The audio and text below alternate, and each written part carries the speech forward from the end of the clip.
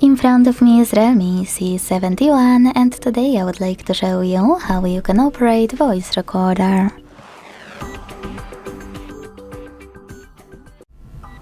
Begin by launching Recorder app and tapping on Allow or Allow while using in all available pop-ups.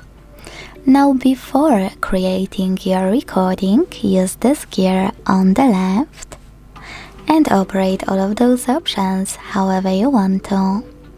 Then go back and click on this red button at the bottom to start. As you can see, recording is on. To pause it or unpause it, use the same button in the middle.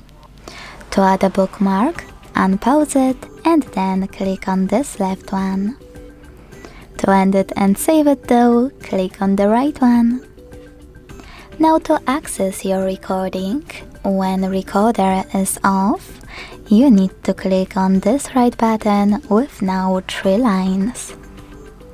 Then tap on your recording to play it.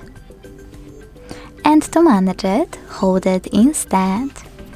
Then use all of those options at the top right corner.